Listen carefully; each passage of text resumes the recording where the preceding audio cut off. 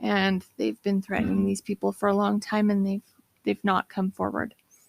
So in June of 2019, the current leader, who is 51 at this time, Naason Garcia, is arrested along with 2 co-defendants.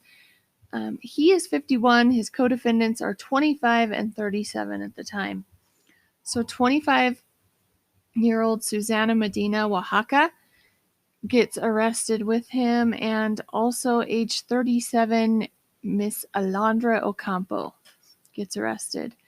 So Garcia is held in jail.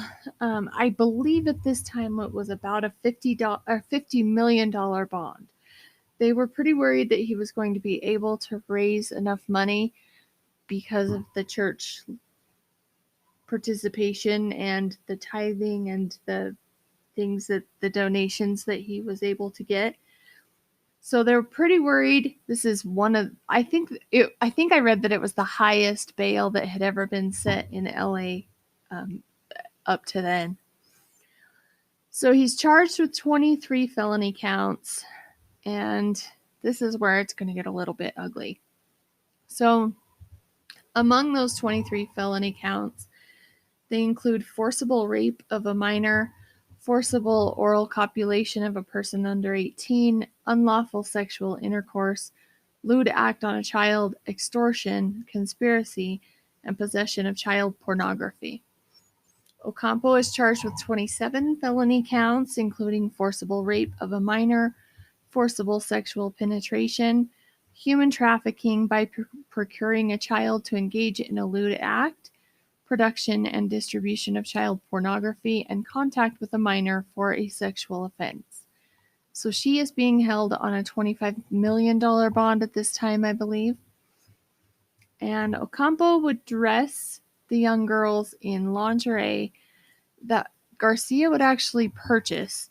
She would make them do pornographic photo shoots and then would send pictures of the girls to Garcia. So hence the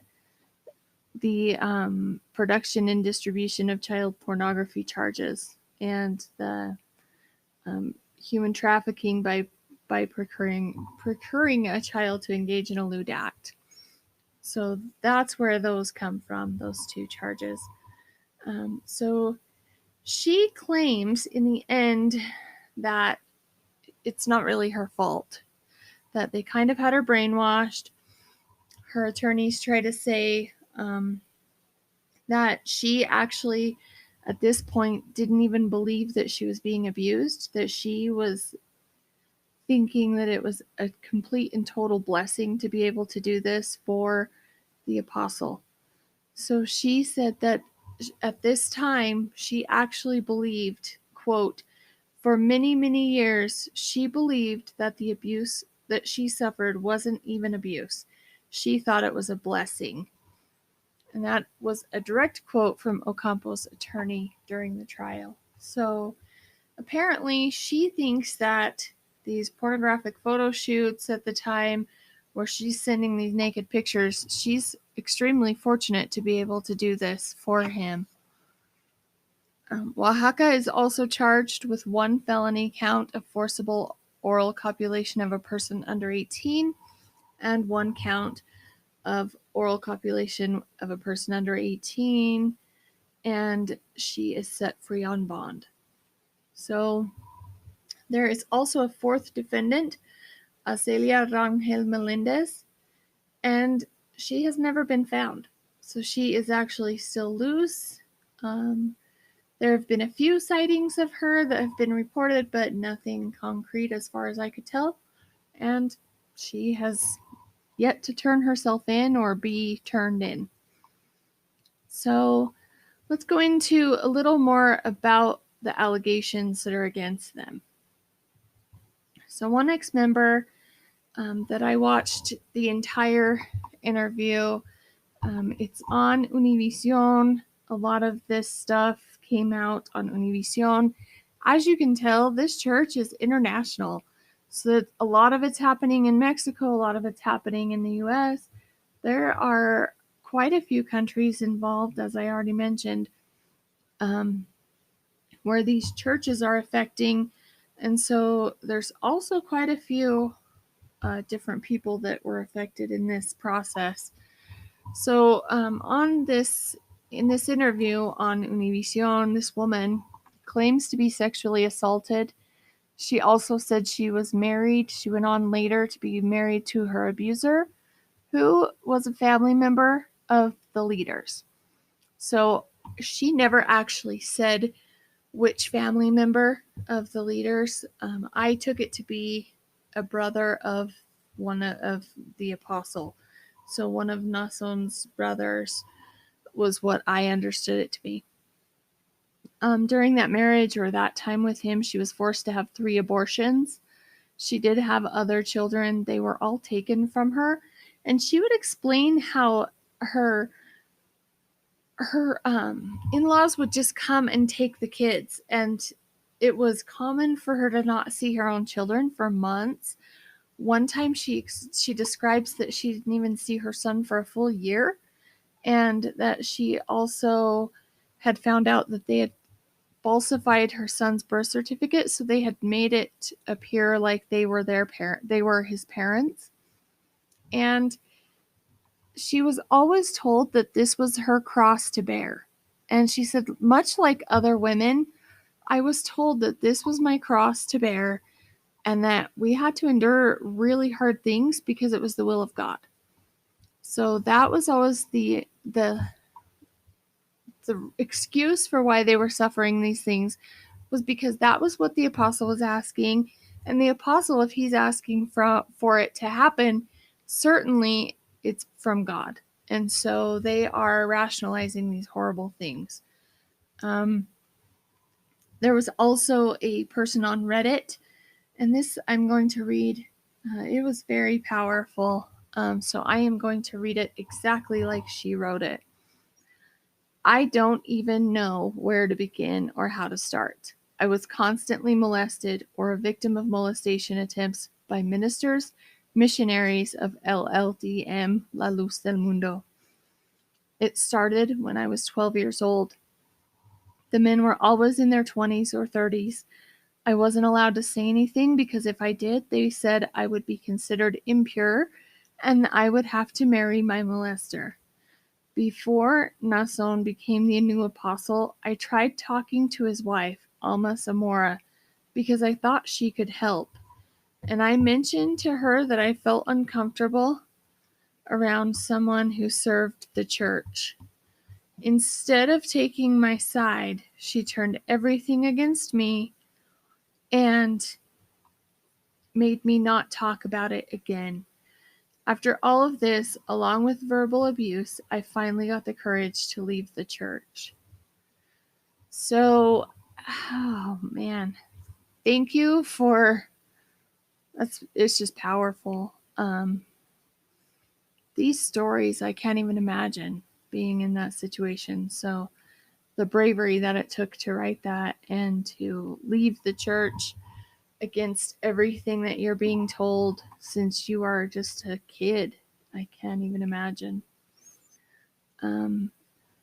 So I do have to point out, though, that they are still saying that this didn't happen. And one side of it, due to other people coming forward, there are now up to 36 counts against Naason Joaquin Garcia.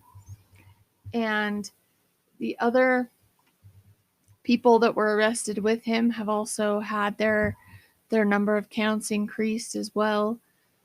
But Ashley Valdez, a representative of this evangelical church, vehemently denied the allegations against the man, viewed by followers as an apostle of Jesus Christ.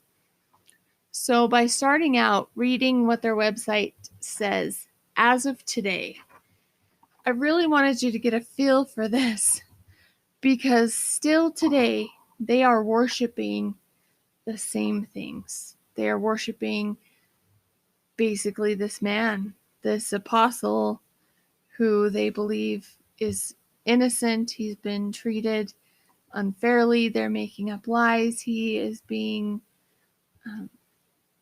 unfairly crucified in the media. if you want to put it that way. That's how some of them have put it. So Ashley Valdez, their representative, said the church categorically rejects each and every allegation made against him. So they are not admitting to any of this. So I wanted to go over what is a cult, because I personally feel so heavy about this subject that I would love to cover this. If you suspect that someone you know might be in a cult, it's worth a conversation.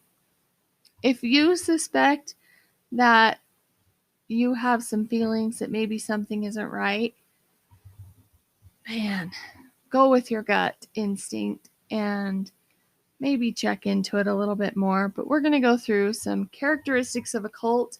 If you or someone you know is involved in one of these groups that practices things like this, please ask the questions and do what you need to do to get out and be healthy mentally, because honestly, in one of these situations, I don't know how you could be healthy mentally. So, some characteristics of a cult. Number one, excessive, zealous, and unquestioning commitment to a leader. So without question, you will be committed to this person. That might be a cult. Questioning, doubt, and dissent are discouraged or even punished. So in this case, absolutely punished. Families were punished. Kids were punished. They were threatened. And they were taught to never doubt, never question things. If they did, absolutely not right. And they were definitely brought up from a very young age to never do it. So as they grew, they just grew into that role. Mind-altering practices such as meditation, chanting, speaking in tongues. One thing I liked that it talked about was denunciation sessions. I have heard of groups actually asking you to meet with them and denounce other beliefs or religions and things like that. Debilitating work routines. So that's a pretty big characteristic about a lot of the cults that we hear about. They keep you busy and they keep you away, isolated, things like that. You're told how to act, how to dress, and who to marry. So in this case, absolutely, they were told how to act, especially women, right? The women absolutely are told how to dress, and they are told who to marry. So that's not a good sign. The group is elitist, claiming a special exalted status for itself, its leader, and the leader is usually considered the Messiah. So in this case, their apostle, absolutely considered the Messiah. They're singing songs to this man, not to God. They're not worshiping God. They're worshiping this man. Okay, no matter what you want to say about it, that's how I'm going to view it. You're worshiping this man. The group has a polarized us versus them mentality, and that us versus them mentality oftentimes will cause conflict. We've seen that in so many cases that have ended really badly. So any type of mentality of an us versus them, we're better than them type of mentality, and they're just dumb, they don't understand, you're not getting anywhere. The leader is never accountable to any authorities. So if you've got a leader that holds himself as being too high for the authorities to reach or to touch, you're not dealing with God. You're dealing with some narcissistic man who really has a huge ego and wants you to worship him. That's my opinion, by the way. You will do whatever they tell you, often for salvation. So if they're holding salvation above your head, that you have to give this amount, you have to do these things, you have to be with this person, that's not real, folks. That's not